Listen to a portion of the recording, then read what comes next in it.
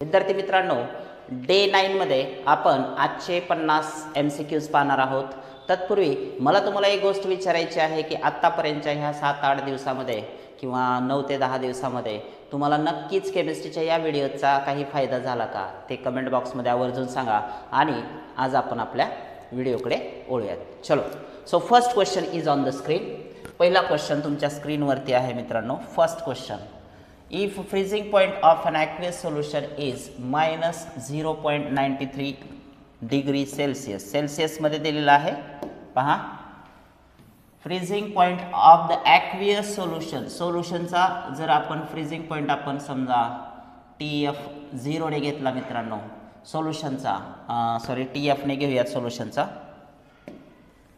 तर सोल्युशनचा freezing point तुम्हाला दिलेला आहे ऑलरेडी. त्यांनी किती दिलेला आहे? -0.93 degree Celsius. Okay, then what is its boiling point, आणि त्याचा बॉइलिंग पॉइंट काय असे विचारले म्हणजे क्वेश्चन मार्क TB ला करूया आपण.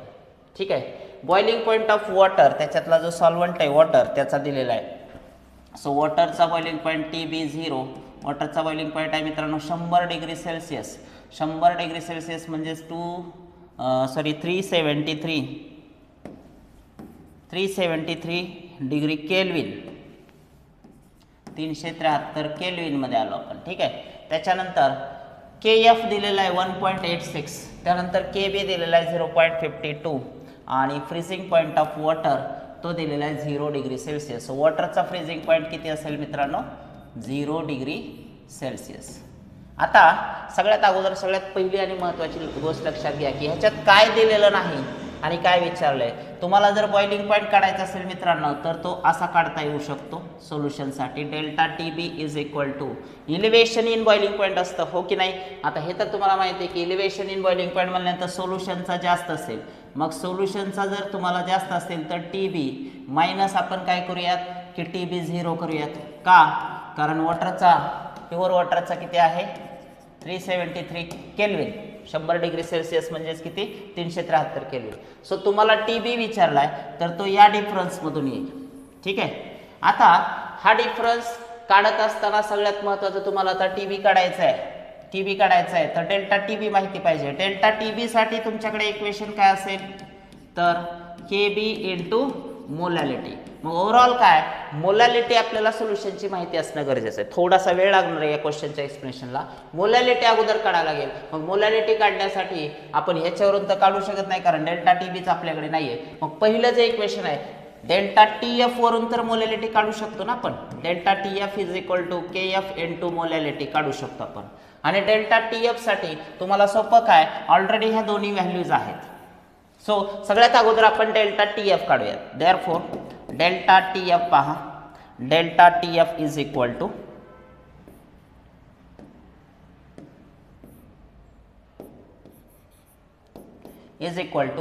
आता फ्रीजिंग पॉइंट मध्ये सॉल्व्हंटचा फ्रीजिंग पॉइंट जास्त असतो आणि सोल्युशनचा कमी असतो. कारण की फ्रीजिंग पॉइंटची जी कॉलिगेटिव्ह प्रॉपर्टीज आहे मित्रांनो ती आहे डिप्रेशन इन फ्रीजिंग पॉइंट. मग सॉल्व्हंटचा जेवढा आहे त्याच्यापेक्षा सोल्युशनचा कमी असतो. सॉल्व्हंटचा किती आहे मित्रांनो?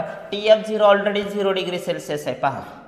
TF0 सॉल्व्हंटचा फ्रीजिंग पॉइंट मायनस हे वॉटर आहे ना, मायनस सोल्युशन, इथं सोल्युशनचा दिलेला आहे सोल्युशनचा फ्रीजिंग पॉइंट. सो जर तुम्ही हे सॉल्व केलं तर तुमच्या लक्षात येईल 0 मायनस इनसाइड द ब्रॅकेट, ह्याला परत मायनस आहे, मायनस 0.93 डिग्री सेल्सियस. 0 पेक्षा कमी आहे त्याचा freezing point.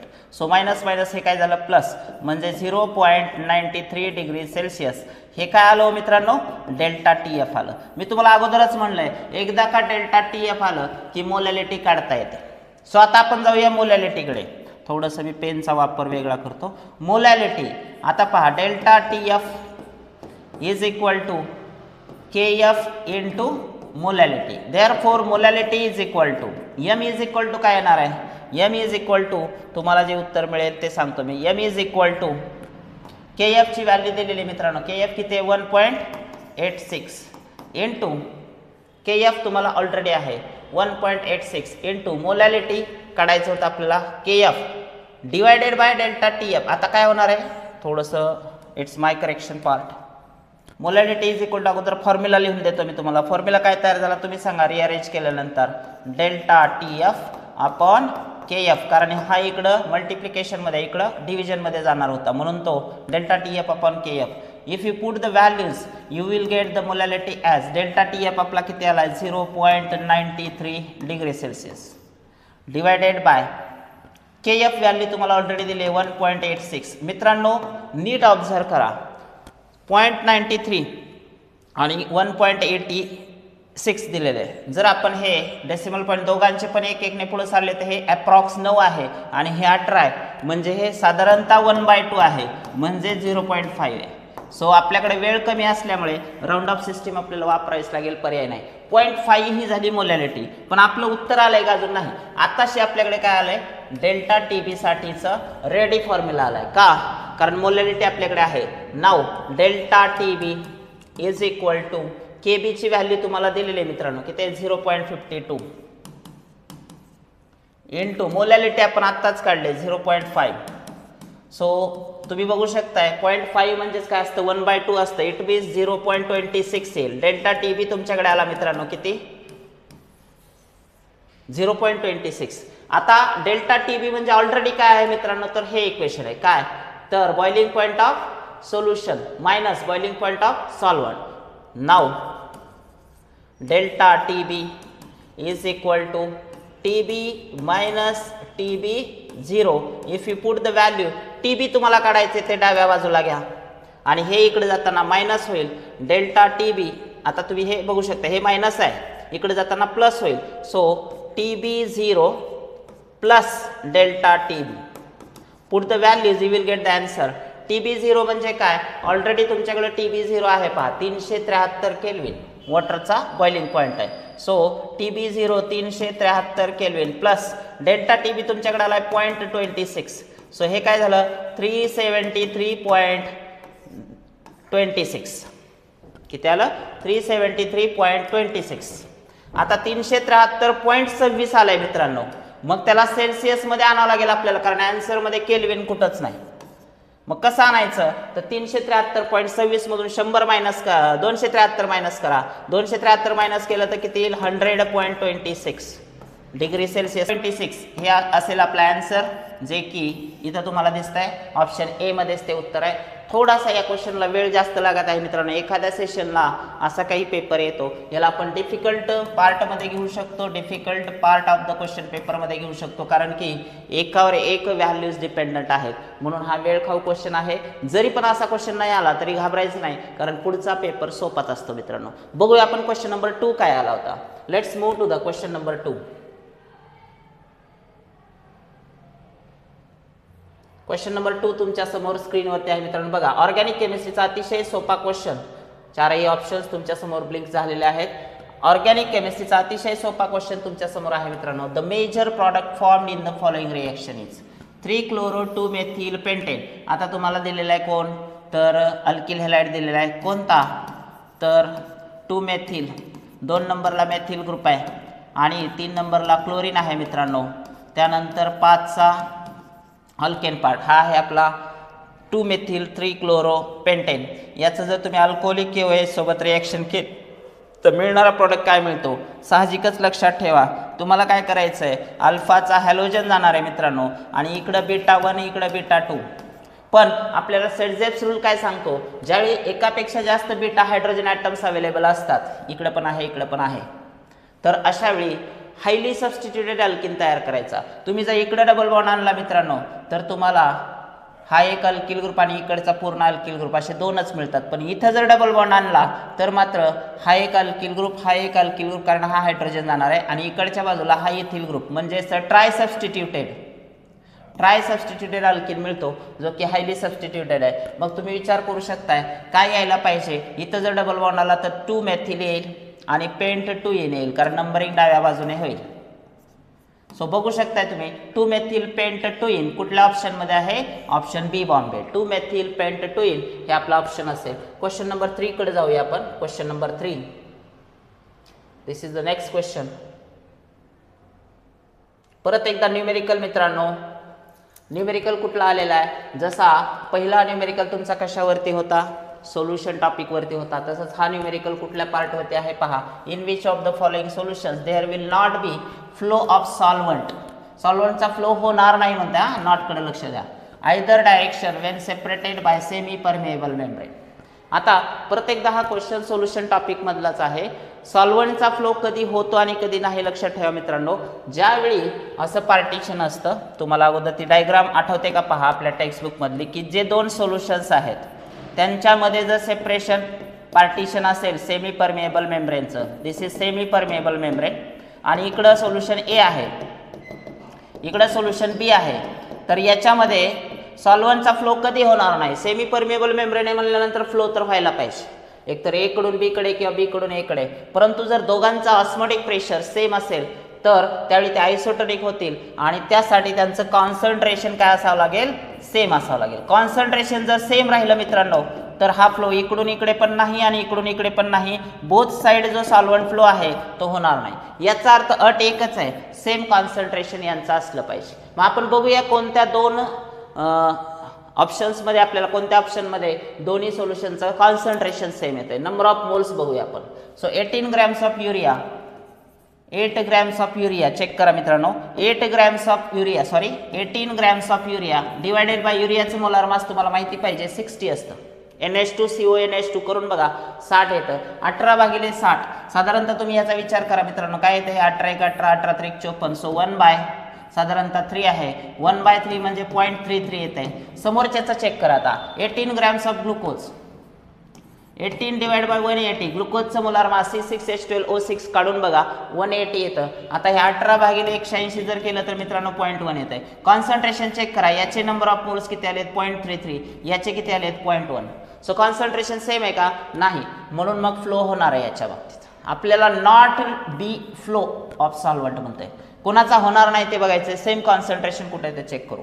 6 grams of urea divide by 60, 6/60 किती येते तुम्हाला माहिती आहे चांगलं, 1/10 मीन्स 0.1, आणि इथं किती आहे 24, 24/180 तुम्ही चेक करू शकता. हे पण काय येते की 0.1 येऊ शकत नाही मित्रांनो हे. So this is something 0 point असं येणार आहे, ते 0 पॉईंट बट नॉट 1. 0 पॉईंट जे काही येईल ते 24च्या टेबलमध्ये तुम्ही बघू शकता. 24 5 20 समजा 24 जे काय असणार आहे ते, तर ओव्हरऑल जे आहे 0.1 आणि हे सेम येणार नाहीत व्हॅल्यूज, कारण की ते साधारणतः 1/6 जरी आपण म्हणलं 1/6 तर 0.0 what should be the possible answer. Okay, पण ते हे दोन सेम नाही आहेत. आता चेक करू आपण तिसरा जो ऑप्शन आहे, 6 grams of urea and 36 grams of glucose. आता 6 ग्रॅम्स ऑफ युरिया 6/60 म्हणजे किती आलं 0.1, आणि 36 डिवायडेड बाय 180 याचं पण तुम्ही चेक करू शकता. 18 2 36, 18 10 इंचाचे म्हणजे 2/10 हे येतं 0.2. मग हे पण नाही असणार आहे, दोघांचं कॉन्सन्ट्रेशन वेगळे.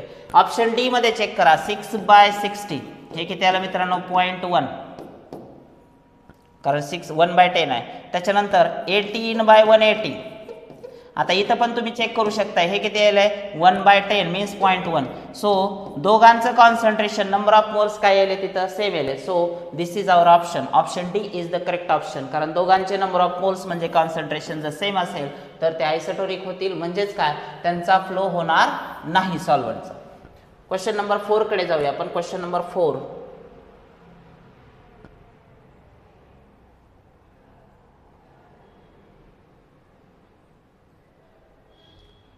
Okay, question is on the screen. Which of the following is an example of amphoteric oxide. मित्रांनो खूप सोपा पी ब्लॉकचा क्वेश्चन आहे हा. P block elements, P block elements मधून हा क्वेश्चन होता. बेरिलियम ऑक्साइड असा ऑक्साइड आहे मित्रांनो जो की ऍसिड सोबत पण रिएक्ट होतो आणि बेस सोबत पण रिएक्ट होतो. जो ऑक्साइड ऍसिड आणि बेस दोघांसोबत पण रिएक्ट होतो त्याला आपण एम्फोटेरिक ऑक्साइड म्हणतो.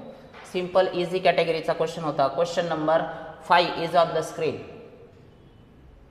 खालीलपैकी कुठल्या केसमध्ये सिस्टीमचं जे वर्क डन आहे, system performs work on the surrounding. System performs work on the surrounding म्हणजेच डब्ल्यू ची व्हॅल्यू काय यायला पाहिजे मित्रांनो निगेटिव्ह, कारण whenever system works on the surrounding then that time the value is what negative. So negative केव्हा येईल, W ची व्हॅल्यू असते minus delta N R T, हे लक्षात ठेवा. मग डेल्टा एन ची व्हॅल्यू पॉझिटिव्ह यायला पाहिजे, कारण हे पॉझिटिव्ह आलं तर हे निगेटिव्ह, पॉझिटिव्ह निगेटिव्ह एकत्रित काय होईल, ओव्हरऑल डब्ल्यू मॅक्स काय तुमचा वर्क डन काय असेल, निगेटिव्ह असेल. म्हणून डेल्टा एन ची व्हॅल्यू N2 मायनस N1. कधी निगेटिव्ह असेल ही, तर प्रॉडक्टचे मोल्स कमी पाहिजेत. प्रॉडक्टचे मोल्स तुम्ही चेक करू शकताय, इथं पहा प्रॉडक्टचे मोल्स. इथं आपण जरी सपोज आता लिक्विड आहे, लिक्विडला काउंट करा अगर न करा, समजा लिक्विड गॅस आहे तर गॅसेसचा मोल्स किती आहे, आपण गॅसेससाठीच पकडतो शक्यतो समजा, तर हे किती आहे 1. ठीक आहे 1. आणि हे लिक्विड असेल किंवा गॅस स्टेट, सॉलिडला आपण जनरली पकडतच नाही, सॉलिडचा विषयच नाही. लिक्विडचे घेतले सपोज 1 + 2 3 झाले, 3 मायनस रिएक्टंट किती आहे 2, 3 - 2 किती येत आहे +1 येत आहे. मग डेल्टा एन ची व्हॅल्यू काय आली मित्रांनो, +1 आली. मग डेल्टा एन जर प्लस असेल तर आपोआपच डब्ल्यू काय येणार मायनस, म्हणजे हेच आपलं उत्तर असणार आहे. बाकीचे का नाही त्याच्यात चेक करा, हा तर सॉलिड आहे त्याच्यामुळं ह्याचा आन्सर काय येईल तुम्ही चेक करू शकता. ह्याचं निगेटिव्ह येणार आहे, कारण N2 मायनस N1. इथं जर निगेटिव्ह आला तर हे निगेटिव्ह काय होईल, प्लस होईल. वर्क डन आपल्याला निगेटिव्ह नको, आपल्याला वर्क डन निगेटिव्ह पाहिजे. जर इथं निगेटिव्ह डेल्टा एन आला तर मायनस मायनस प्लस होईल वर्क डन, ते नको आहे, म्हणजे हे नाही. याच्या बाबतीत बघा इथं 1 आहे आणि इथं किती आहेत 3, सॉलिड तर घेणार नाही आपण 3. आता 1 मधून 3 जर गेले तर हे पण निगेटिव्ह येते, हे निगेटिव्ह नाही आलं पाहिजे, डेल्टा एन पॉझिटिव्ह आलं पाहिजे. इथं पॉझिटिव्ह यायलाय, इथं विषयच नाही, 0 झालं हे, आणि 0 मधून हे म्हणल्यानंतर हे पण निगेटिव्ह येत आहे. शेवटचा पण चेक करा, इथं गॅसेसचे 2 मोल्स आहेत आणि हे किती आहेत 2 + 1 3, 2 - 3 जर केलं तर हे पण निगेटिव्ह येते. सो डेल्टा एन एकाच केसमध्ये पॉझिटिव्ह येते मित्रांनो, ऑप्शन ए मध्ये. म्हणून डेल्टा एन पॉझिटिव्ह पाहिजे, लक्षात ठेवा. डेल्टा एन पॉझिटिव्ह तर आपोआपच आपलं उत्तर काय होईल, वर्क डनचं निगेटिव्ह येईल. Option A is the correct option.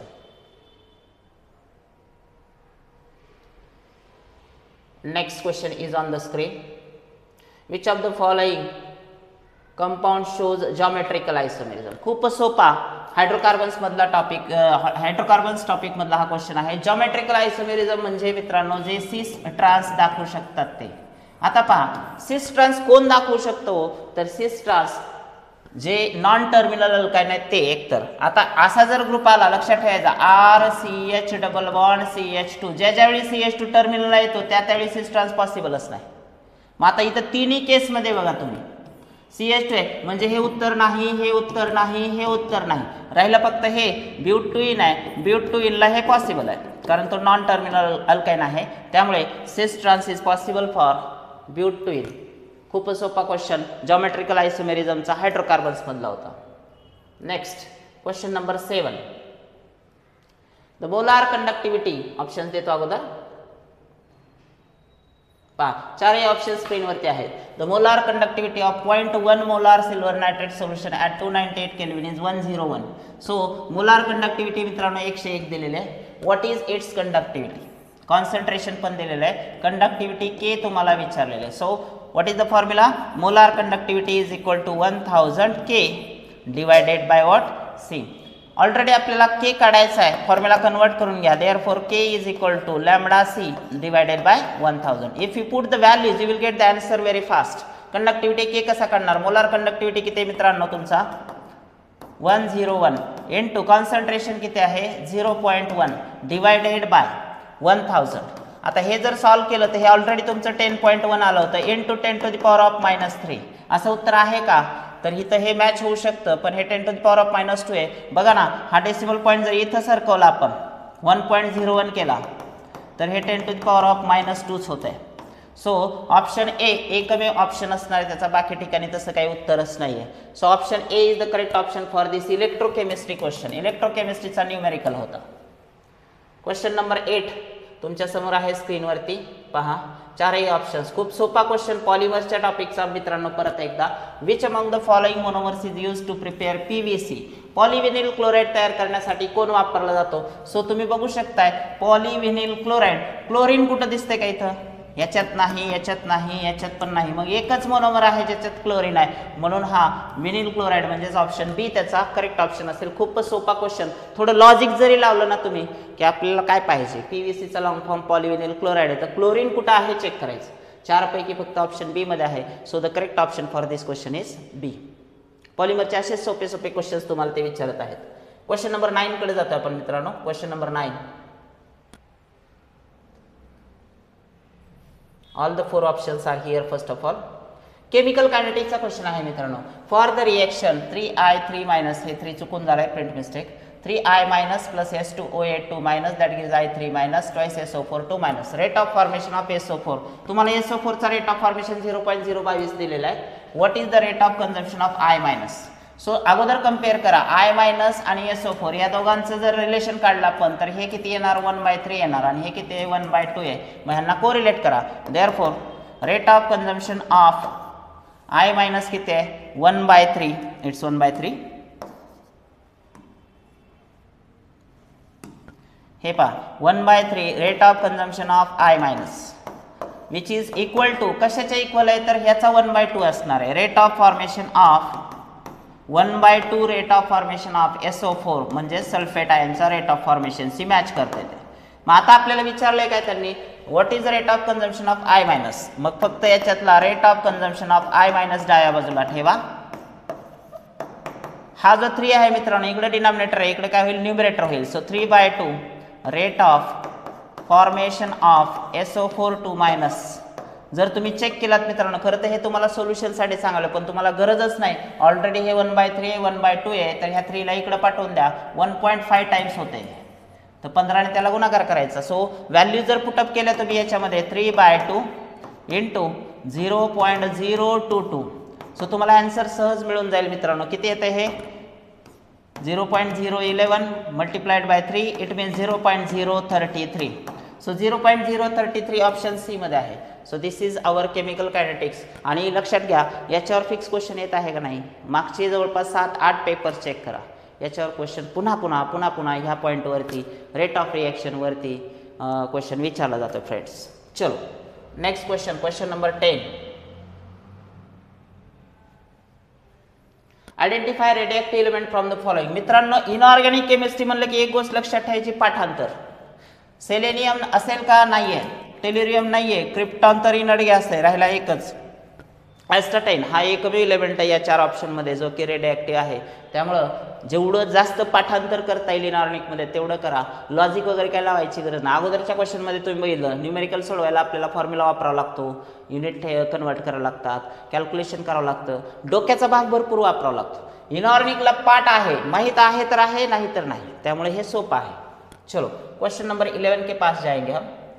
Question number 11. Which among the following donor atoms is present in strong field ligand?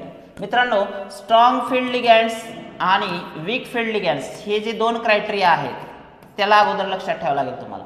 So nitrogen जर असेल नायट्रोजन तर तो strong field. Which of the following donor atoms is present in strong field ligand. Nitrogen हा strong field लिगँडमध्ये येतो जसं की CN आहे, NCS आहे, इथिलीन डायमाइन आहे, EDTA आहे. या सगळ्या सारखे जे लिगँड ग्रुप्स आहेत त्याच्यात ज्याच्यात नायट्रोजन आहे ते आपला ऑप्शन असेल. बाकी वीक फील्डमध्ये कोण कोण येतं तर हॅलोजन्स येतात, ऑक्सिजन येतो आणि सल्फर येतो. हे सगळे वीक फील्डमध्ये येतात. Point to be notified. तुम्हाला हे नोट करून घ्यायचं आहे, नोटबुक सोबत ठेवत जावा व्हिडिओ बघत असताना. सो पुन्हा याच्यावर सुद्धा क्वेश्चन्स येत आहेत. चलो नेक्स्ट क्वेश्चन नंबर 12 पहा मित्रांनो. Question number 12 1 minute. Question number 12 तुमच्या स्क्रीनवरती आहे. याच्या अगोदर बऱ्याच वेळा तुम्हाला असा क्वेश्चन येऊन गेलेला आहे. याच्या अगोदरच्या बऱ्याच सेशनमध्ये हा क्वेश्चन आहे मित्रांनो. काय यायला पाहिजे आन्सर याचं मी आता सांगतच नाही तुम्हाला. अगोदर तर ही नेम रिएक्शन आहे. कोणती नेम रिएक्शन आहे सांगा. रोझेनमंड रिडक्शन. रोझेनमंड रिडक्शन. कोणती रिएक्शन आहे. रोझेनमंड रिडक्शन. एकदा का नेम रिएक्शन कळली. आता हे आर कोण आहे मग तर प्लॅटिनम किंवा पॅलॅडियम ऑन BaSO4 हा कंपल्सरी आहे आणि हायड्रोजन तुम्ही ॲड करताय तिथे. ऑप्शन बी मध्ये तुम्हाला हा रिएजंट पाहायला मिळेल. रोझेनमंड रिडक्शन मध्ये ही प्रोसेस घडते. चलो नेक्स्ट.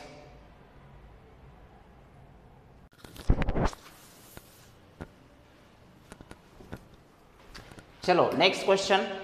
पुढचा क्वेश्चन आहे पहा. Question is on the screen.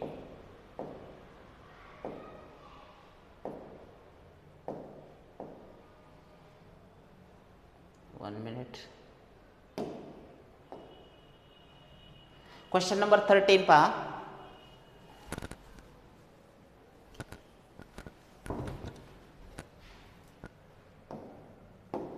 मित्रांनो question number 13 hex 3 in with nitrile on reaction with the diisobutyl aluminium hydride followed by acid hydrolysis gives. लक्षात ठेवायचं ज्यावेळी सायनाइड आहे आणि तो अनसॅच्युरेटेड आहे म्हणजे 6 कार्बनवाला सायनाइड 3 4 5 आणि 6 हा सायनाइड आहे. त्याच्यामध्ये 3 नंबरला मित्रांनो डबल बॉन्ड आहे. I have to change my pen structure. इथं ट्रिपल बॉन्ड आहे आणि इथं डबल बॉन्ड आहे मित्रांनो. सो 1 2 3 नंबरला डबल बॉन्ड आहे इथला. तर डबल बॉन्ड रेड्यूस केला जात नाही कोणाद्वारे डिबालेज, कारण आपण वापरतोय काय डायसोब्युtyl अल्युमिनियम हायड्राइड. त्यामुळे डिबालेजद्वारे फक्त सायनाइडचं रिडक्शन होतं आणि त्याचं कन्व्हर्जन होतं अल्डिहाइड ग्रुपमध्ये. सो हा तयार होणार आहे अनसॅच्युरेटेड अल्डिहाइड. हे डबल बॉन्ड तसाच राहील. हेग्स 3 इनल कारण 6 कार्बनचा अनसॅच्युरेटेड अल्डिहाइड CNचं कन्व्हर्जन CHO मध्ये झालं तर हेग्स 3 इनल हे त्याचं उत्तर येईल. ऍसिड हायड्रोलिसिस केलं तर तुम्हाला अल्डिहाइड मिळतो अनसॅच्युरेटेड अल्डिहाइड. क्वेश्चन नंबर 14 कडे चला. Question number 14 identify the catalyst used in the decomposition of KClO3. खूप सोपा क्वेश्चन इनऑर्गॅनिक केमिस्ट्रीचा. KClO3 च्या डिकम्पोजिशन साठी मित्रांनो MnO2 मॅंगनीज डायऑक्साइड वापरला जातो. क्वेश्चन नंबर 15 आहे.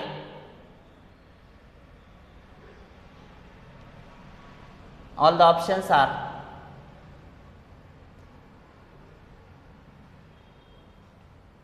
पहा which among the following statements is not true about action of bromine water on aniline. खालीलपैकी नॉट ट्रू म्हणते. निगेटिव्ह क्वेश्चन मी मित्रांनो म्हटलंय तुम्हाला कमीत कमी 8 ते 10 क्वेश्चन्स निगेटिव्ह क्वेश्चन्स असतात. नॉट ट्रू ब्रोमिन वॉटरचे ॲक्शन ॲनिलीन वरती तुम्हाला माहिती पाहिजे मित्रांनो. ॲनिलीन मधला जो NH2 आहे तो पॉवरफुल ॲक्टिवेटिंग ग्रुप आहे आणि तो ऑर्थो पॅरा डायरेक्टिंग देखील आहे. म्हणून मग पहिलं जे आहे ॲनिलीन इज ऑर्थो पॅरा डायरेक्टिंग. मग हे खरं स्टेटमेंट आहे म्हणजे आपलं उत्तर नाही. It is nucleophilic. हां हे आपला आन्सर असेल कारण न्यूक्लियोफिलिक सबस्टिट्यूशन रिएक्शन नसून ती कोणती असते इलेक्ट्रोफिलिक असते. So this is our answer. बाकीचे दोन बघायची गरज नाही. पॉवरफुल ॲक्टिवेटिंग ग्रुप आहे 2,4,6 ट्रायबोमॅनिलीन तयार करतो. हे तर ट्रू स्टेटमेंट आहेत. आपल्याला रॉंग स्टेटमेंट नॉट ट्रू पाहिजे इनकरेक्ट पाहिजे ती ऑप्शन बी मध्ये.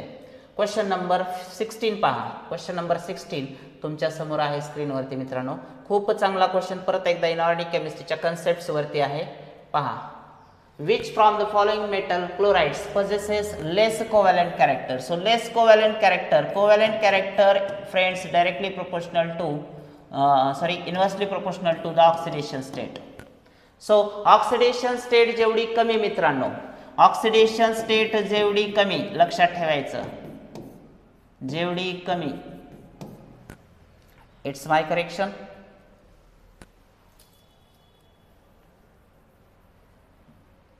मित्रांनो जेवढं कोव्हॅलंट कॅरेक्टर असेल तेवढी त्याची ऑक्सिडेशन स्टेट. पहा ऑक्सिडेशन स्टेट आणि कोव्हॅलंट कॅरेक्टर यांचं रिलेशन डायरेक्ट आहे मित्रांनो. सो कोव्हॅलंट कॅरेक्टर आणि oxidation state higher oxidation state higher covalent character lower oxidation state lower covalent character. मग इथं किती येते +4 येते. इथं किती येते Sb ची +5 येते. इथं किती ऑक्सिडेशन स्टेट आहे Sn ची +2 आहे आणि शेवटी किती आहे तर +4 आहे. सगळ्यात कमी ऑक्सिडेशन स्टेट स्टॅनसचे आहे SnCl2 मध्ये. सो ऑक्सिडेशन स्टेट कमी तर कोव्हॅलंट कॅरेक्टर सुद्धा काय असेल कमी. Therefore less oxidation state less covalent character. हे रिलेशन तुम्हाला डायरेक्ट रिलेशन दिसेल जसं सांगितलं आहे तसं. नोट डाऊन करून ठेवा नोटबुकमध्ये. Next question number 17. What is question number 17 पहा. ऑप्शन्स पण पहा. खूप सोपा आणि इन्फॉर्मेटिव्ह क्वेश्चन आहे बायोमॉलिक्युल्स टॉपिकचा. Identify the enzyme used for inversion of sucrose. सुक्रोजचं इन्व्हर्जन म्हणजेच काय सुक्रोजचं हायड्रोलिसिस केल्यानंतर फ्रुक्टोज आणि ग्लुकोज तयार होतात. पण फ्रुक्टोजचं रोटेशन जे आहे ते लिओ रोटेशन आहे जे की खूप जास्त आहे ग्लुकोजच्या डेक्स्टो रोटेशनपेक्षा. त्यामुळे ते इन्व्हर्जन होतं आणि त्याच्यासाठी वापरला जाणारा एन्झाइम इन्व्हर्टेज एन्झाइम असतो मित्रांनो. नेक्स्ट क्वेश्चन नंबर 18 पहा. चारही ऑप्शन देतो अगोदर आपल्याकडे वेळ कमी आहे मित्रांनो. पहा all the 4 options. Conductivity of concentration दिले 0.01 molar KCl solution is. Conductivity म्हणजेच conductivity it's my mistake 1 minute. कंडक्टिव्हिटीसाठी कॉन्सन्ट्रेशन दिलेले conductivity of 0.01 molar KCl solution is K दिलेला आहे तुम्हाला. And cell constant of conductivity cell constant B पण तुम्हाला दिलेले. व्हॉट इज रेजिस्टन्स मित्रांनो सिंपल फॉर्म्युला इलेक्ट्रोकेमिस्ट्री मधला लक्षात ठेवा B = K × R. पण आपल्याला काढायचे काय रेजिस्टन्स. So B/K. ऑलरेडी तुमच्याकडे सेल कॉन्स्टंट किती आहे मित्रांनो 0.9 डिवाइड बाय कंडक्टिव्हिटी के किती दिली आहे तुम्हाला 0.0015.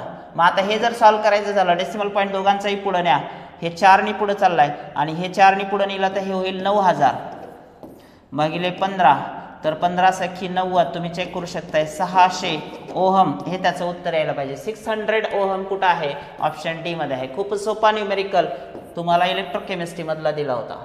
Next question, question number 19. Energy of an electron of hydrogen atom in ground state.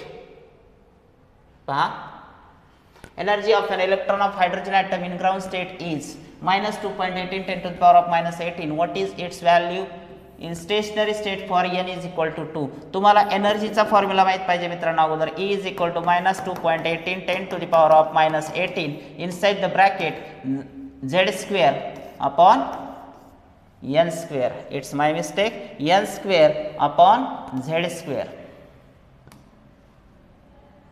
So 1 minute, this is z square upon n square. आपण जर हे सॉल्व केलं मित्रांनो फॉर्म्युलामध्ये जर किमती ठेवल्या -2.18 10 to the power of -18 inside the bracket तुमचा hydrogen दिलेला आहे म्हणजेच 1 चा स्क्वेअर 1च येईल मित्रांनो आणि n किती दिलेलं आहे 2 दिलं आहे 2 चा स्क्वेअर 4 येईल. सो ओव्हरऑल आन्सर काय आलं याचं तर या 4 ने याला डिवाइड जर केलं तुम्ही तर तुम्ही चेक करू शकता तुम्हाला -19 च्या पॉवर्स दिसत आहेत. याला 21 करू आपण 21.8 10 to the power of -19 आणि डिवाइड बाय 4 करा. साहजिकच तुम्हाला लक्षात येईल -5 पॉईंट समथिंगचा आन्सर आहे. मग -5 पॉईंट समथिंग कुठं आहे 4×5 ऑप्शन डी मध्ये आहे. सो खूप सोपा न्यूमेरिकल. परत एकदा स्ट्रक्चर ऑफ ॲटम वरती विचारला गेला होता एनर्जीवरती. एनर्जी कधी विचारतात, रेडियस कधी विचारतात मित्रांनो. क्वेश्चन नंबर 20 आहे सोल्युबिलिटी प्रॉडक्ट ऑफ. थांबा ऑप्शन्स बघूया आपण अगोदर. पहा सोल्युबिलिटी प्रॉडक्ट ऑफ CaF2 तुम्हाला KSP दिलाय मित्रांनो. हा जो दिलाय तो KSP दिलाय. सो KSP फॉर तुम्ही बघू शकताय CaF2 आहे म्हणजे ह्याचं काय येईल 4s³ येईल कारण अशा सॉल्टसाठी AB2 किंवा B2A टाइप ऑफ सॉल्टसाठी 4s³ येतं. Therefore S is equal to काय आहे cube root of KSP by 4. If you put the values, you will get the answer as like this. Solubility of the salt is equal to cube root of KSP ची value किती आहे 4 × 10 to the power of -9 divided by 4. 4 gets cancelled. आता हे -9 बाहेर कसं काढणार divide by 3 करा. So S is equal to काय येणार आहे बोला लवकर 10 to the power of -3. 10 to the power of -3 कुठं आहे ऑप्शन डी मध्ये आहे. खूप सोपा क्वेश्चन आयोनिक इक्विलिब्रियमचा होता मित्रांनो. Next question identify the correct increasing order of ion dipole forces from the following. Comment बॉक्समध्ये मला याचं उत्तर पाहिजे मित्रांनो. खूप सोपा ट्रेंड तुम्हाला क्वेश्चनमध्ये दिलेला आहे. बघा, शोधा आणि सांगा काय येईल याचा आन्सर. पहा, सो जसं जसं चार्जेस वाढत जातील तसं तसं साईज कमी होत जाईल मित्रांनो. चार्जेस वाढत गेल्यानंतर साईज कमी होते आणि तेवढाच ion dipole forces directly proportional. So ion dipole forces are directly proportional to the charge. लक्षात ठेवा. And inversely proportional to the size. मग दोन्ही गोष्टी होत आहेत. चार्ज वाढतो म्हणजे साईज कमी होते. कोणाच्या बाबतीत ऑप्शन ए मध्येच तसं आहे Na+, Mg2+, Al3+. साईज कमी होते, चार्ज वाढते. So option A is the correct option for ion dipole forces order. Question number 22 पहा. The vapor pressure of dilute aqueous solution of sucrose is 75 cm/Hg at 373. The mole fraction of sucrose in solution is. So तुम्हाला काय विचारले मित्रांनो मोल fraction of sucrose विचारलेला आहे. So मोल fraction of sucrose काढण्यासाठी तुम्हाला वेपर प्रेशर ऑफ वॉटर पण दिलेला आहे. सगळ्यात अगोदर लक्षात घ्या की तुम्हाला अगोदर काय करावं लागेल की डेल्टा P अपॉन P10 म्हणजेच मोल फ्रॅक्शन असते सुक्रोजचं x2 च्या बरोबर असते हे. पण त्यासाठी डेल्टा P काढावं लागेल. डेल्टा P कसा काढला जाऊ शकतो तर वेपर प्रेशर लोअरिंग म्हणजे सॉल्व्हंटचा वेपर प्रेशर जास्त असतो. सॉल्व्हंट आपला किती 760 म्हणजे वॉटर आणि सोल्युशनचा किती दिलाय मित्रांनो 75 दिलाय. पण 75 हे cm दिलंय. 1 cm is equal to 10 mmHg. मग 75 सेंटीमीटर म्हणजे 750 मिलीमीटर झालं. हा जो डिफरन्स आहे तो किती आला मग 760 वजा 750 म्हणजे किती आला 10. 10चा तुम्हाला डेल्टा पी मिळाला हो की नाही. आता P10 ऑलरेडी तुमच्याकडे असला पाहिजे. P10 vapour pressure of water तो दिलेला ऑलरेडी किती दिलाय 760 दिलाय. मग तुम्हाला काढता येईल आता हा रेशो डेल्टा पी किती आला होता आपला 10 डिवायडेड बाय वॉटर म्हणजे P10 चा किती आहे 760. सो तुम्ही बघू शकता 0 0 कॅन्सल 1/76 कुठल्या ऑप्शन मध्ये आहे पहा 1/76 ऑप्शन डी दिल्ली 1/76. खूप सोपा क्वेश्चन होता. दिसताना अवघड दिसतो परंतु जर थोडंसं दिमाग लावलं तुम्ही तर याचं आन्सर तुम्हाला येऊ शकतं. नेक्स्ट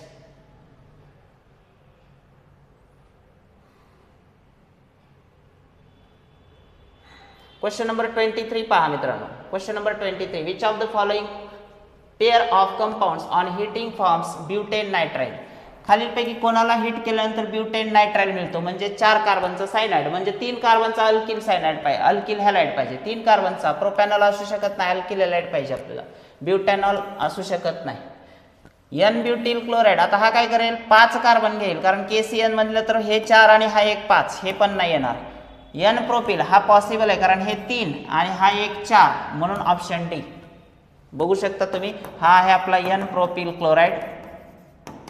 पहा याला जर आपण KCN सोबत मित्रांनो रिॲक्ट केलं आपण KCN सोबत तर हा CN इथं ऍड झाला आपोआपच 4 कार्बनचा ब्युटेन नायट्राइल तुम्हाला तयार झालेला दिसेल. So this is our answer N propyl chloride and alcoholic KCN. Question number 24 कडे जाऊया आपण. क्वेश्चन नंबर 24 पहा मित्रांनो. What is the number of primary, secondary and tertiary carbon atoms respectively in isobutyl group. हा आहे आपला isobutyl group friends.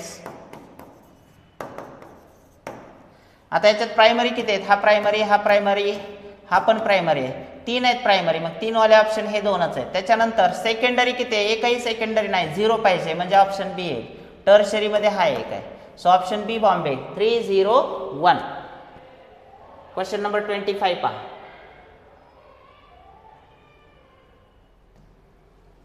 What is the packing fraction of metal crystal in simple cubic lattice. लक्षात ठेवा packing fraction कसा काढला जातो मित्रांनो. Packing fraction is equal to packing efficiency divide by 100.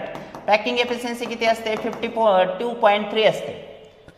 Simple cubic साठी किती आहे 52.3 डिवाइडेड बाय 100 जर केलं तर हे आन्सर येते 0.523. कुठं आहे 0.523 option B is the correct option.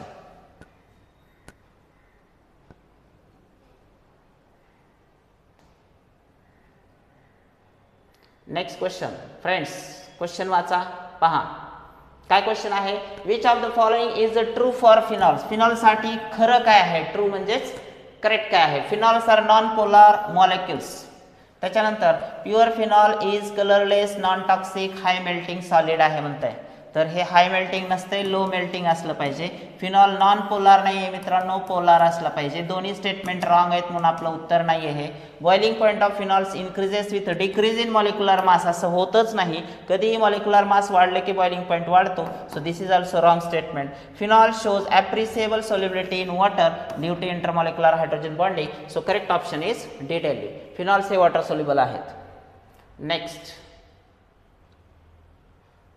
Which among the following elements is not regarded as a transition elements on the basis of number of 3D electrons. तुम्ही बघू शकताय ज्यांच्या 3D मध्ये अनपेअर्ड इलेक्ट्रॉन्स आहेत किंवा पार्शियली फिल्ड डी ऑर्बिटल्स आहेत ते सगळे काय आहेत ट्रान्झिशन एलिमेंट्स आहेत. पण झिंकच्या बाबतीत मित्रांनो 3D ऑर्बिटल फुल फिल्ड आहे त्यामुळे झिंक हा ट्रान्झिशन सिरीज मध्ये आहे तरी सुद्धा ट्रान्झिशन एलिमेंट मध्ये कन्सिडर केला जात नाही. Last element of every series is not considered as transition element. For example zinc आहे कॅडमियम आहे मर्क्युरी आहे. क्वेश्चन नंबर 28 पहा. Which among the following compounds is obtained when nitroethane is treated with tin and hydrochloric acid. खालीलपैकी कोणता compound तयार होईल. Simple name reaction आहे मित्रांनो आठवून पहा. नायट्रो इथेनला तुम्हाला अमाइन मध्ये कन्वर्ट करता येतं कारण टीन आणि HCl सो C2H5NO2 जर असेल आणि त्याला जर समजा तुम्ही SnHCl वापरला तर हे रेड्युसिंग एजंट आहे तुम्हाला पाहिजे तेवढे नेसंट हायड्रोजन देतो. याचं कन्वर्जन होतं मित्रांनो इथिल अमाइन मध्ये. So ethyl amine option D is the correct option. By product water and other things are there.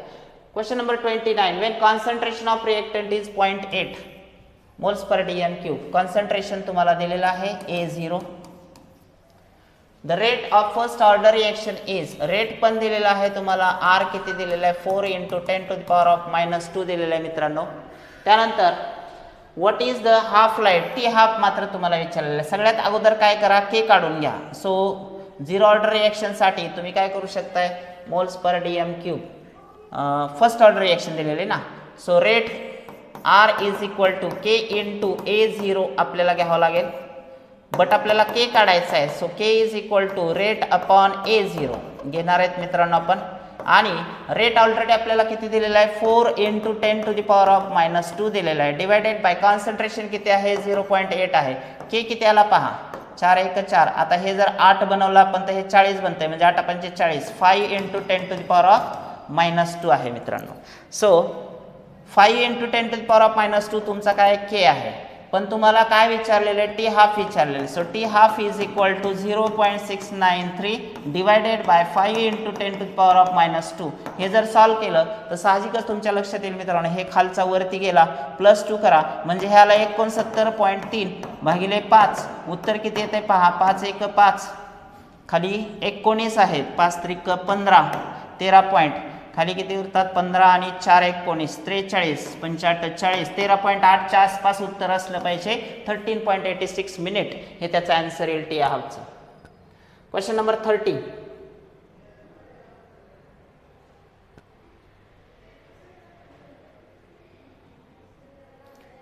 पहा, identify the use of PVC from the following. मित्रांनो खूप सोपा आणि इन्फॉर्मेटिव्ह क्वेश्चन आहे. PVCचा वापर टू प्रिपेअर रेनकोट साठी सुद्धा केला जातो. कमर्शियली इम्पॉर्टंट पॉलिमर्स पॉइंट मधला हा क्वेश्चन आहे.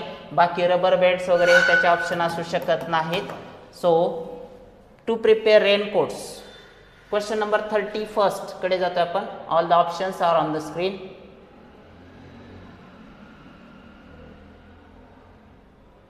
पहा, identify the product B in the following sequence of reaction. आणि ही आहे रिएक्शन.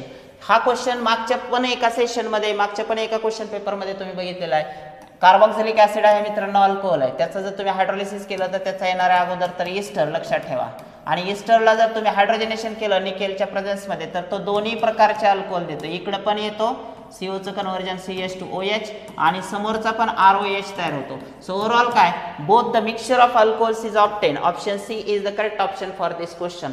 लक्षात ठेवायचं, हायड्रोजनेशन जर केलं ईस्टरसाठी तर तुम्हाला दोन्ही वेगवेगळ्या प्रकारचे अल्कोहोल मिळू शकतात तिथे. क्वेश्चन नंबर 32 काय आहे पहा. Which of the following statement about electrode is not correct. मित्रांनो लक्षात ठेवायचं, सेल्स, इलेक्ट्रोकेमिकल सेल्समध्ये दोन प्रकार आहेत. एक आहे इलेक्ट्रोलायटिक सेल आणि दुसरा आहे galvanic cells. So electrolytic cell आणि गॅल्व्हॅनिक सेल. इलेक्ट्रोलायटिक सेल पहिला प्रकार आणि दुसरा आहे गॅल्व्हॅनिक सेल. तुम्हाला आता इथं जे म्हणलंय त्यांनी इलेक्ट्रोड इज नॉट करेक्ट म्हणतंय. सो अगोदर आपण इलेक्ट्रोडच्या बाबतीत बघूया. It provides a surface on which half reaction takes place. इलेक्ट्रोडवरती हाफ रिएक्शन घडून येते, इट्स ट्रू. परंतु त्यांनी नॉटचा क्वेश्चन विचारलाय, मग नॉटकडे फोकस करूयात. In electrolytic cell anode is positively charge. लक्षात ठेवायचं, electrolytic cell AC plus minus, तर हे ऑलरेडी एनोड पॉझिटिव्हच असतो. त्यानंतर if it does not take part in the reaction it is inert. Electrode हे रिएक्शन मध्ये भाग घेत नाही तर ते इनर्ट पण असतात. इन इलेक्ट्रोकेमिकल सेल्स म्हणजे हे गॅल्व्हॅनिक सेल्स बद्दल बोलायलेत. Is a negative. कोण, कॅथोड निगेटिव्ह म्हणतात. सो ACच्या बाबतीत उलट करायचं, मायनस प्लस करायचं. कॅथोड हा ऍक्च्युअली गॅल्व्हॅनिक सेल मध्ये प्लस असतो पण इथं मायनस दिले. So this is wrong statement. Option D is the correct option for this one. Question number 33 पहा. All the options are before you.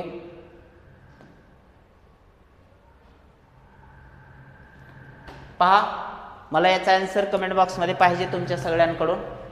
What should be the possible answer for this one? Which from the following statements is not correct according to principles of green chemistry? Green केमिस्ट्रीच्या principle नुसार use of waste product of one system is raw material for other. हे तर true आहे, आपल्याला not आलं पाहिजे म्हणून हे उत्तर नाही. Less the weight of desired product and greater the sum of total weight of all reactants is favoured. बिलकुल नाहीये. जेवढं रिएक्टंटचं मास आहे तेवढं प्रॉडक्टमध्ये आणा म्हणतायत. बाय प्रॉडक्ट उलट नको आहेत आपल्याला. त्यामुळे हे लेसच्या ऐवजी काय पाहिजे होतं, मोर पाहिजे होतं. पण हे दिलंय याचा अर्थ हे नॉट आहे म्हणून हेच आपलं उत्तर असेल. Avoid the formation of hazardous waste, हे तर प्रिन्सिपल आहे. Use of microorganisms for organic synthesis, हे तर केलं पाहिजे कारण की आपण ग्रीन केमिस्ट्रीला फॉरवर्ड करतोय. त्यामुळे ऑप्शन बी ही नॉटची स्टेटमेंट आहे, म्हणजे इनकरेक्ट स्टेटमेंट आहे. Next question. When 1730 joules of work is done by 1 mole of an ideal gas in isothermal reversible, तुम्हाला ऑलरेडी Wmax वगैरे दिलेला आहे मित्रांनो आणि विचारलंय काय पहा. तुम्हाला वर्क डन दिलेला आहे, नंबर ऑफ मोल्स दिलेले आहेत, त्यानंतर 40 to 20 V2 V1 हे पण दिलेलं आहे. फाइंड द टेम्परेचर, T मात्र तुम्हाला विचारलेलं आहे की किती येणार आहे for the compression, R value पण दिलेले आहे. सो Wmaxचा फॉर्म्युला सांगा मित्रांनो. Wmax is equal to -2.303 nRT log to the base 10 of V2 upon V1. So if you put the values you will get the answer as 2.303. n किती दिलाय 1, 8.314 into temperature तुम्हाला विचारलंय मित्रांनो. V2 किती आहे तुमचा 40, हे किती आहे 40 आणि हे किती आहे 20. सो हे किती आले पहा V2 अपॉन V1, हे 20 दोन्ही 40 log 2 0.3010. कॉम्प्रेशन आहे ना, sorry it's my mistake. 40 to 20 म्हणजेच थोडंसं करेक्शन करावं लागेल इथं आपल्याला. V1 V2 बदला मित्रांनो कारण की कॉम्प्रेशन आहे. हे असेल V1 40 आणि हे V2 असेल. सो 20 डिवाइड बाय 40 असं करावं लागेल आणि तुमचं जे उत्तर आहे फ्रेंड्स ते काय ते पहा. असं जर केलं आपण तर 20 डिवाइड बाय 40 म्हणजे हे उलट येईल 2/4. हे किती आलं मित्रांनो 2/4 मीन्स 0. जे काय येणार आहे ते तुम्ही चेक करू शकता. 2/4 म्हणजे 1/2, 1/2 म्हणजेच 0.5. 0.5 चा लॉग तुम्हाला माहित पाहिजे मित्रांनो -0.301 असतो. -0. कारण ते बार 1 येणार आहे इथं. ह्याचं जर लॉग बघताना बार 1 येईल. सो -0.301 आहे. हे सगळं जर सॉल्व केलं तर तुम्हाला T value already work done पण दिलं आहे. किती दिलं आहे 1730. हे जर सॉल्व केलं तर तुम्हाला टी ची व्हॅल्यू मिळून जाईल मित्रांनो. T is equal to what is the answer. Comment बॉक्समध्ये पटकन सांगायचं. सिंपल कॅल्क्युलेशन तुमच्यासाठी ठेवलेलं आहे की टी ची व्हॅल्यू तुम्हाला ह्या व्हॅल्यूज पुटअप करून काढायचे आहे. Final answer in the comment box बोला. आता हा मायनस आहे आणि हा मायनस आहे तर ऑलरेडी हा काय करेल प्लस करेल. Minus minus plus. ओव्हरऑल तुम्हाला जे काही कॅल्क्युलेशन येतं ह्याचं 1 2 3 ह्याला ह्या 1730 ला डिवाइड करायचं आहे. सो ओव्हरऑल तुमचा आन्सर यायला पाहिजे 300 केल्विन. कोणाकोणाचं येते चेक करून बघा कमेंट बॉक्समध्ये. मला त्याचा आन्सर पाहिजे. तुम्हाला 1730 ला ह्या कॅल्क्युलेशनने डिवाइड करायचं आहे. आन्सर येईल 300 kelvins. Next question number 35. Which of the following molecules is having non-zero dipole moment? Informative question chemical bonding वरचा non-zero dipole moment. So H2 ला 0च असते मित्रांनो, हे उत्तर असणार नाही. CO2 ला पण 0 असते, हे असणार नाही. BF3 ला पण 0 असते, कॅन्सल होतात ते. NF3 एकच आहे ज्याची डायपोल मोमेंट पॉझिटिव्ह आहे म्हणून NF3 हे आपला आन्सर असेल. इन्फॉर्मेटिव्ह क्वेश्चन होता. Next question. If hydrogen ion concentration is 4 into 10 to the power of H plus concentration दिले 10 to the power of -7.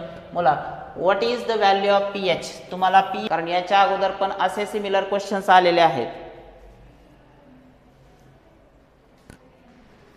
H plus ion concentration बोला. फायनल आन्सर यायला पाहिजे 6.4. कोणाकोणाचं आहे ते चेक करा. 6.4 should be the answer. 6.4 pH. आता याच्या उलट पण क्वेश्चन विचारला जाऊ शकतो. pH देतील आणि हायड्रोजन आयन कॉन्सन्ट्रेशन विचारतील. Next question number 37.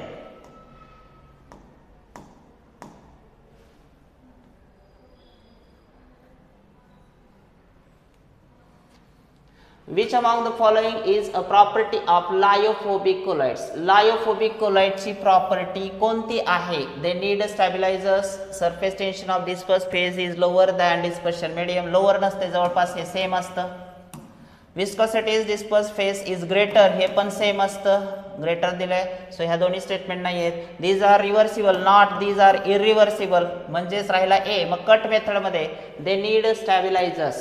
लायोफोबिकला स्टॅबिलायझर्सची गरज असते मित्रांनो. Next question, question number 38.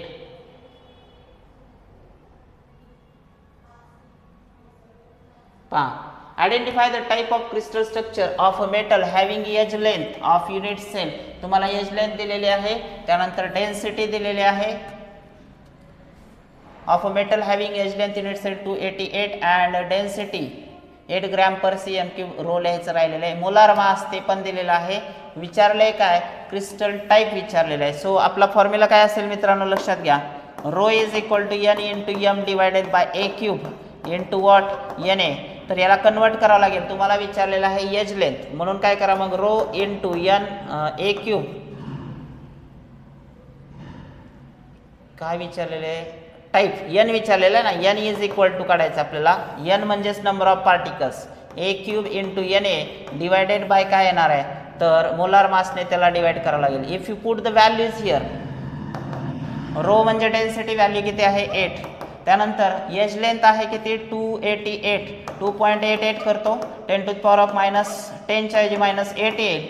ह्याचा क्यूब घ्यायचा आहे पण, कारण ते एक क्यूब आहे, into Avogadro's number 6.022 10 to the power of 23 divided by molar mass किती दिले मित्रांनो 56. सगळ्यात अगोदर हे कॅल्क्युलेशन केलं आपण, 8 1 8 8 7 56, हे 7 झालं, 8 पण कटलं. आता लक्ष द्या, 8 त्रिक 24 आणि हे किती आहे 2.88 आहे. सो 2.88 चा पण क्यूब घ्यावा लागेल. हे चालू -24 प्लस 23 ला कॅन्सल करा, राहिलं काय 10 टू द पॉवर ऑफ -1. 2.88 चा क्यूब किती येतो, 3 चा क्यूब किती येतो, 3 त्रिक 9 9 त्रिक 27. सो 2.88 म्हणजे 0.2 ने कमी आहे, 23 ते 24 च्या आसपास हे उत्तर असेल. म्हणजे आपण जर धरलं 23.8 something into 10 to the power of -1. आता तुम्ही चेक करू शकता की आता ह्याला पण डिवाइड करता येईल तुम्हाला. 0 पॉईंट किती येईल हे सांगा. 60 जर म्हणलं तर 7 9 63, 7 8 56, 0.8 ने ह्याला मल्टिप्लाय करा. आता 2.38 मल्टिप्लाइड बाय 8, 2.38 मल्टिप्लाइड बाय 0.8 हे जर तुम्ही केलं तर 8 2 16, म्हणजेच साधारणतः हे उत्तर येते पहा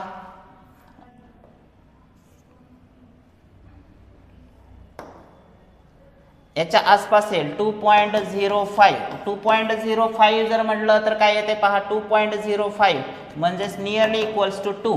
नियरली इक्वल्स टू 2 म्हणलं तर काय येणार आहे, बॉडी सेंटर्ड क्युबिक, कारण BCC ला नंबर ऑफ पार्टिकल्स 2 असतात. Question number 39.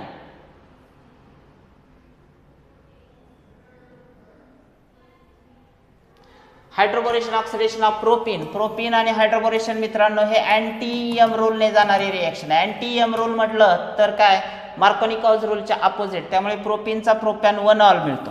हा आपला प्रोपीन असेल. जे काही घडणार आहे ॲडिशन ऑफ OH ते तुम्हाला जास्त हायड्रोजन असलेल्याकडे, म्हणजे इथं OH येणार आपला, त्यामुळे तो प्रोपॅन 1 ऑल बनवेल.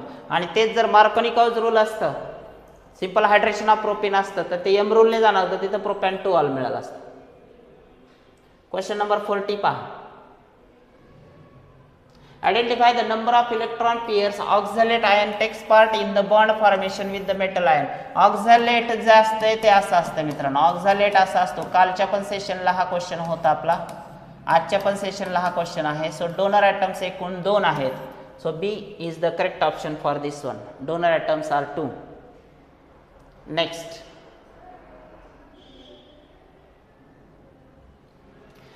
41. The correct 3 letter symbol for lysine. Lysine साठी मित्रांनो LYS असतं. खूप सोपा आणि इन्फॉर्मेटिव्ह क्वेश्चन होता. लायसिन साठी LYS असतं. 5 सेकंड 2 सेकंड क्वेश्चन. 42. क्वेश्चन नंबर 42 काय आहे आपला पहा, it is on the screen. Again chemical kinetics question is there. All the options are here. If the instantaneous rate of reaction is represented as, तुम्हाला इन्स्टंटेनियस रेट दिला आणि इक्वेशन तयार करा म्हणताय, तर ते जे फ्रॅक्शन्स आहेत त्याला डायरेक्ट घ्यायचं. 2A असणार, हे 2B असणार आणि हे 2C असणार आणि हे D असणार. कोणत्या ऑप्शनमध्ये आहे चेक करा. फ्रॅक्शन्सला डायरेक्ट इंटिजर्समध्ये घ्यायचं. 2A plus 2B that gives 2C plus D. Option A is the correct option for this one. Question number 43. What amount of calcium oxide will be produced by decomposition of 10 grams of calcium carbonate? पहा, calcium कार्बोनेटची जर decomposition आपण reaction बघितली मित्रांनो, तर CaO+ CO2 असं decomposition आहे. आता calcium कार्बोनेटचं जर टोटल मोलार मास बघितलं तर हे किती येत आहे 40, हे किती येत आहे 12, हे किती येत आहे 48. ओव्हरऑल जर चेक केलं तर हे 100 ग्रॅम आहे. आणि CaO किती होतो तर 40 अधिक 16 किती झाला हा 50 आणि 56 झाला. सो लक्षात ठेवायचं 100 ग्रॅमला किती तयार झालाय 56 ग्रॅम. विचारलाय किती 10 ग्रॅम. 10 ग्रॅमला किती तर हे काढू शकता तुम्ही मित्रांनो 56 divide by 10 it means 5.6. 5.6 is the option for this one. Option B Bombay is the correct option for this one. Question number 44. Enthalpy of combustion of ethane is minus 3000 joules per mole. What is the enthalpy change when 3 grams of आताच्या सारखाच question आहे. I have to change the pen. पहा जर इथेनची reaction आपण कंबशनची लिहिली तर ती तुम्हाला अशी मिळेल ट्वाइस CO2 प्लस ट्वाइस च्या ऐवजी थ्राइस H2O. आता ही रिएक्शन बॅलन्स आहे आपली चेक करू शकता तुम्ही. त्याच्यासाठी O2 वापरा. जेवढे काही O2 लागतील ते 4 आणि हे 3 7 म्हणजे 7/2 घेणार आपण. सो इथेन किती वापरला इथं पर मोल साठी 12 दूनी 24 अधिक 6 म्हणजे 30 ग्रॅम्स इथेन आहे. त्यावेळी CO2 किती तयार झालाय पहा. विचारलंय काय आता 3 ग्रॅम्स इथेनला किती. सो 30 ग्रॅमला किती एनर्जी लागली मित्रांनो 30 ग्रॅमला किती एनर्जी रिलीज झाली -3000. विचारलंय किती 3 ग्रॅमला मग हे किती येते पहा 0 0 gets cancel 3 1 3 it means -300 joules should be the answer. -300 joules कुठे येते ऑप्शन ए मध्ये येते. So one of the easy question from the thermodynamics chemical thermodynamics. Next पुढचा क्वेश्चन आहे 45. Identify the product obtained when 2-chlorobutane is heated with the aqueous solution of potassium hydroxide. आता पहा मगाशी question काय आला होता एलिमिनेशनचा आणि तोच क्वेश्चन आता याच पेपरमध्ये आलाय 2-chlorobutane. थोडंसं फक्त तिथं स्ट्रक्चर चेंज होतं. आणि ह्याला काय वापरा म्हणते aqueous KOH. So aqueous KOH जर वापरला मित्रांनो तर एलिमिनेशन की सबस्टिट्यूशन कमेंट बॉक्समध्ये पटकन सांगा. ॲक्वियस KOH ला काय असतं तर असतं सबस्टिट्यूशन म्हणजे SN रिएक्शन असली पाहिजे. क्लोरीनला काढा त्या ठिकाणी OH जोडा म्हणजे हा काय असणार आहे ब्युटॅन-2ऑल असणार आहे मित्रांनो. ब्युटॅन-2ऑल कुठं आहे option D Delhi. Question number 46. Which of the following conversions does not involve either oxidation or reduction. खालील पैकी कोणाचा ऑक्सिडेशन आणि रिडक्शन नाहीये चेक करू शकता. ऑक्सिजन बेदोनी 4 -4 पलीकडे जाऊन +4 आणि हा प्लस म्हणजेच हे किती आहे +5. इथं किती झालं पहा 3 2 6 6 मधून 6/2 म्हणजेच हे 3. वेनॅडियम +5 +3 रिडक्शन झालाय. सोडियम 0 होता +1 झाला ऑक्सिडेशन झालाय. CrO4 2- 4 2 8 मधून 2 गेले 6 हे +6 आहे. 7 2 14 मधून 2 गेले 12/2 म्हणजेच हे 6 6 ला 6 राहत आहे म्हणजे इथं ऑक्सिडेशन पण नाही रिडक्शन पण नाही म्हणजेच काय आहे ही रिएक्शन आपली हे असेल डज नॉट इन्व्हॉल्व म्हणते नॉट आहे तर ऑक्सिडेशन रिडक्शन इथं नाही कारण ऑक्सिडेशन स्टेट बदलत नाही. शेवटचा तुम्ही बघू शकता +2 होता 0 झाला म्हणजेच रिडक्शन झालं. सो तुम्ही इथं पाहू शकता ऑप्शन सी मध्ये कुठलीच प्रोसेस झालेली नाही ना ऑक्सिडेशन ना रिडक्शन. शेवटचे काही question 47. Which of the following species acts as Bronsted Lowry acid as well as पाहिजे as well as base.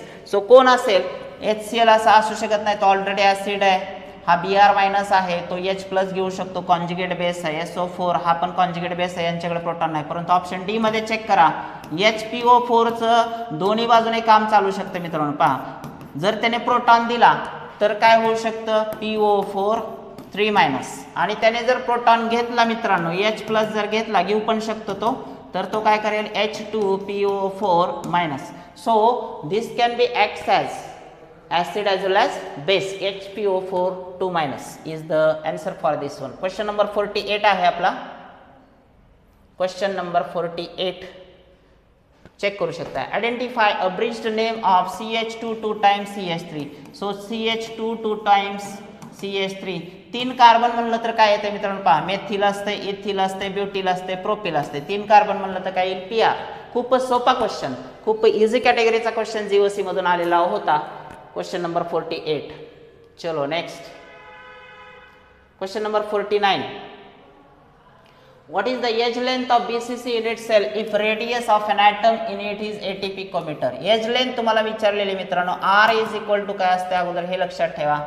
R is equal to √3/4a असतं. R is equal to √3/4a असतं किंवा edge length A is equal to काय होईल 4R/√3 होईल. Now put the value. R तुमच्याकडे आहे 80 picometre, so 4 × 80 already picometre मध्येच आहे, कन्व्हर्जनची गरज नाही. 1.732 हे जर सॉल्व्ह केलं तर काय येतं मित्रांनो पहा. 8 चौक 32, 320 भागिले 1.7 च्या ऐवजी 17.32 करू आपण, म्हणजे राऊंड ऑफ मध्ये 17 ने डिवाइड करता येईल आपल्याला, तर हे 3200 झालं. ओव्हरऑल जर तुम्ही चेक केलं तर मला वाटतं 17 ने जर डिवाइड केलं तर पहा 17 × 17, त्याच्यानंतर राहतात किती 17 × 27 आणि 5 × 32 म्हणजेच 15 जर म्हणलं तर 17 8चा भाग लागतो. 180 किंवा 180च्या पुढे उत्तर आहे. 180च्या पुढे म्हणजे हे असेल 184.7. राऊंड ऑफ मध्ये चेक करा, तेच येणार आहे पुढं. So 184.7 is the right answer for that solid state question. Last but not least शेवटचा क्वेश्चन आहे. Identify B in the following reaction. Ethyl cyanide आहे मित्रांनो C2H5Cl आणि ह्याला आपण हायड्रोलिसिस करतोय त्यावेळी A मिळतो. त्यानंतर त्याला आपण परत काय करतोय ऍसिड हायड्रोलिसिस करतोय त्यावेळी B मिळतो. म्हणजे सिंपल ह्याचा अगोदर अमाइड तयार होईल. काय तयार होईल C2H5CONH2. ज्यावेळी आपण हायड्रोलिसिस फर्स्ट करतो त्यावेळी अमाइड मिळाला. अमाइडचं फर्दर हायड्रोलिसिस केलं तर त्याचा CH3CH2COOH मिळेल, म्हणजेच त्याचा ऍसिड तयार होईल. बाय प्रोडक्ट अमोनिया असेल. 3 कार्बनचा ऍसिड मित्रांनो कोणता आहे पहा. 3 कार्बनचा acid propanoic acid. So option B is the correct option for this one. Hydrolysis ची रिएक्शन होती amide and amide to carboxylic acid. So इथं आपला आजचा पेपर संपतोय मित्रांनो. Once again thank you. Like share आणि सबस्क्राईब जरूर करा. भेटूया पुढच्या एका व्हिडिओसह. Till then good bye.